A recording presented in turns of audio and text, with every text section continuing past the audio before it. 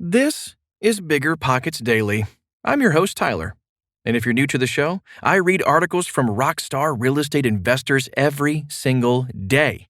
Because we know you don't always have time for long podcast episodes or audiobooks. 5 reasons to stop buying real estate right now and wait for better opportunities ahead. By Tamar Hermes. Many investors I know are currently following the advice of Warren Buffett to be fearful when others are greedy. Buffett himself is presently sitting on the sidelines with $128 billion.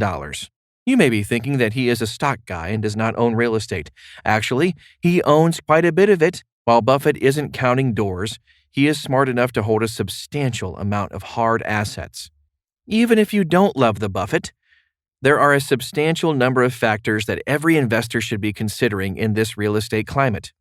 Properties currently seem to be selling like hotcakes for ridiculous prices. You may be making a ton of money right now if you are dialed into your niche and are a seasoned flipper. But if you are just getting started or getting the feeling that every property you touch will turn to gold, you may want to listen on and reconsider the facts. This party, just as all parties, will end. No one knows precisely when or how long it will take, but there are some changes coming ahead. Why you shouldn't buy. 1. You don't grow wealth by following the herd. Remember real estate rule number 1, buy low and sell high. The buyers in this real estate market seem to be in a frenzy. The low interest rates seem too good to be true. People are buying larger homes to create a work-from-home space as a result of COVID-19. Plus, everyone knows cash is protected more in an asset than sitting in the bank earning 0.002%. All of these are good incentives to buy. But the question remains, how much are you paying for your property? Do you have reserves if you lose your job or business slows down? Are you investing in a property that cash flows now, but won't if rents decrease when the market corrects by 10 to 20% in quarter 1 and quarter 2, as many predict? Knowing that you are buying high at what many consider to be the market's peak presents a risk. When following the crowd, the ones at the end of the line never win the prize. Number 2, foreclosures and evictions are on the horizon. The CDC is serious about slowing the pandemic, and current laws do not allow eviction or foreclosures until December 31st, 2020. Many landlords are struggling.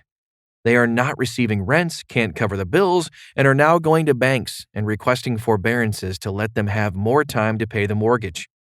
Calling a bank and requesting a deferral of payments is currently very easy, but the money is only an extended loan. As of May, CNBC reported that 4 million homeowners requested mortgage forbearance. While the banks currently are not charging interest for late fees, the unpaid mortgage payments add up every month. The bank will eventually foreclose on the homes when landlords cannot settle their bills on time. It's logical to think that some people will not get caught up with their mortgage payments, so they will need to sell properties. The number of forbearances could create a flood of inventory, which would mean more supply.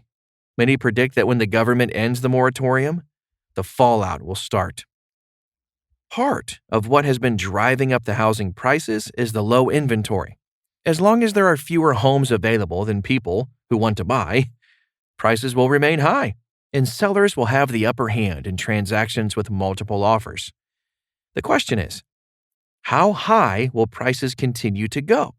Number 3, history indicates there will be a correction.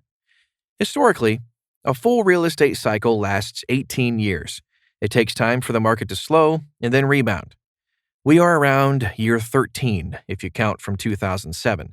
That said, something usually predicates the downturn. With COVID-19, inflated prices, high unemployment, and foreclosure predictions, the turn may be starting sooner than later.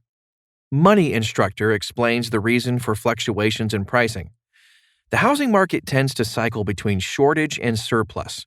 Therefore, factors that impact supply and demand influence housing market changes. Factors that have a widespread effect include interest rates, economic conditions, and consumer confidence levels.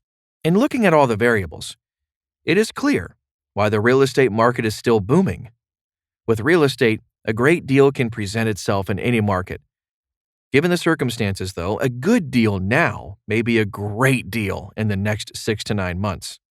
Number 4, avoid shiny object syndrome regarding low interest rates. Interest rates are at an all-time low, and people don't want to miss out on borrowing money at a ridiculously low amount.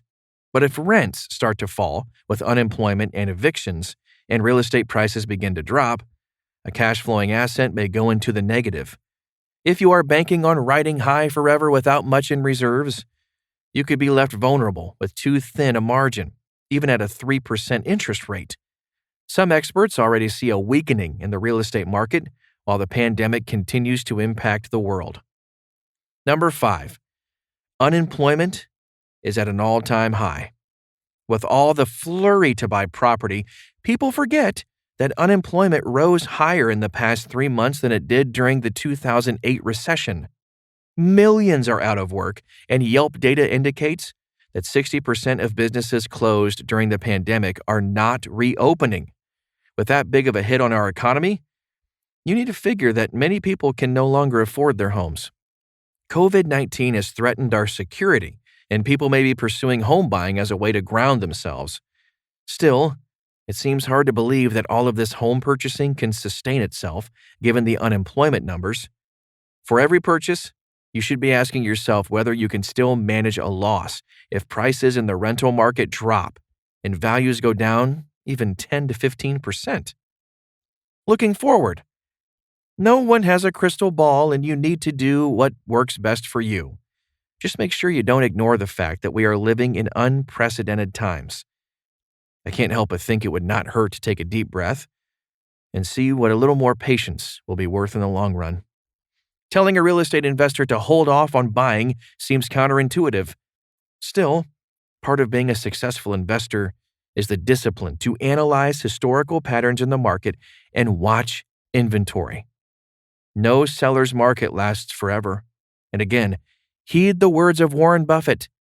The most important quality for an investor is temperament, not intellect.